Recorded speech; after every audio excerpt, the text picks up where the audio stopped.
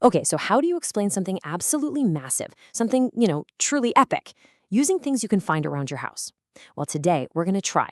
We're going to use a simple anthill and a magnet to unlock two of the most profound ideas in Christian theology.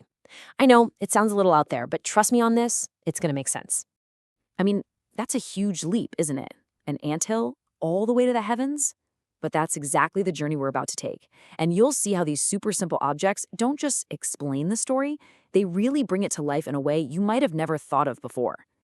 All right, so first up, we're going to start with the first part of this story, what we're calling the Great Descent. And this is all about a journey downward, coming into our world. To really get it, we've got to think small, like really, really small. So imagine this. You look out your window and you see disaster about to strike. A huge flood is headed straight for an anthill and it's going to wipe the whole thing out. You want to save them, but how? I mean, seriously, how do you, this giant being from a whole other dimension, communicate something so complex to these tiny little creatures? And you got to remember, that's not just a pile of dirt down there. It's a whole civilization, right? They've got their own roads, their own complex work systems, they're gathering their own food, they even have their own way of talking to each other. So if you tried to shout a warning, your voice would just be this terrifying, world-ending thunder to them. Your shadow passing over them would cause total panic. The gap between your world and theirs is just, it's too massive to cross with a simple message. So, what's the solution? What's the only real answer here? Well, you can't just shout from the sky. You can't just send a message. You have to become the message. The only way is for you to become an ant yourself. You'd have to walk their tunnels, see their world from the inside out, and then you could lead them to safety as one of them. And right there, that is the perfect picture of what Christians call the incarnation. It's this core belief that God became human. This famous verse from the Gospel of John says it perfectly. The Word, and that's referring to Jesus, didn't just shout from the heavens. Nope. He became flesh and dwelt among us. He moved right into our little anthill to live right here alongside us. And look, this wasn't some kind of disguise. By becoming an ant, Jesus experienced the whole human deal, the hunger, the pain, the joy, all of it. He didn't just look at our weaknesses from a distance, he felt them. As it says in Hebrews, he can sympathize with us because he lived it. So, okay, that's the whole story of the descent. Now let's see how this whole thing turns around and starts its ascent. Okay, so after the Great Descent, what comes next? You guessed it, the Great Ascent.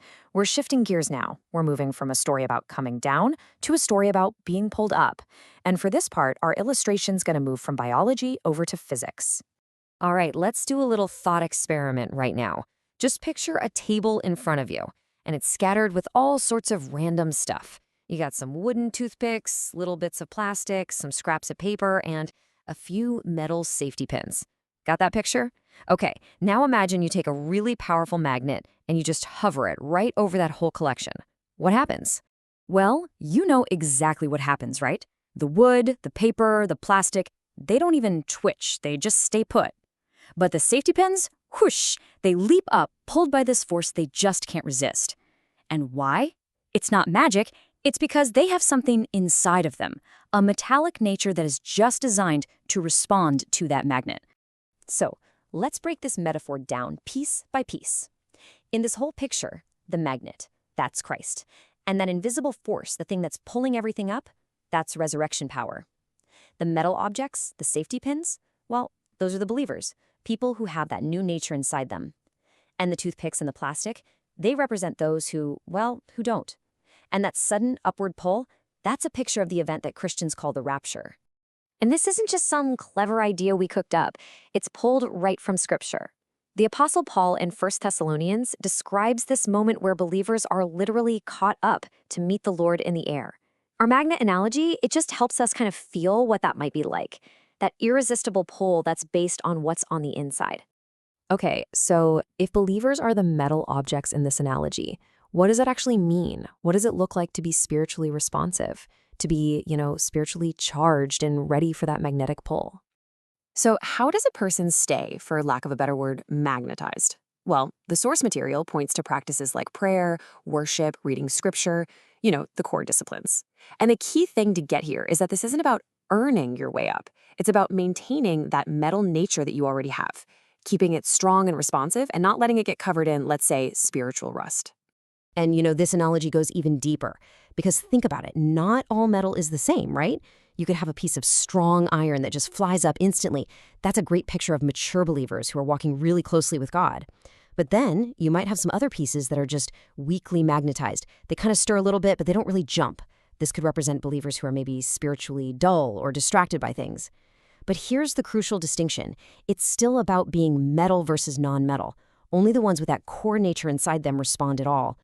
And so when you step back and put it all together, you start to see this really beautiful symmetry. The whole story kicks off with a descent, with Jesus coming down into our world, kind of like a man becoming an ant. And it all culminates with an ascent, with believers being drawn up to meet him, just like metal leaping to a magnet. He came to live among us so that one day we could live with him. So there you have it. The entire narrative really in one powerful sentence. It goes from the incredible humility of an ant all the way to the irresistible power of a magnet. It's a journey that starts with this divine empathy and ends with a divine call upward. And it kind of leaves us with one final thought, doesn't it? What does it actually mean for us to live a life that's spiritually charged? Ready to respond to that ultimate magnetic pull?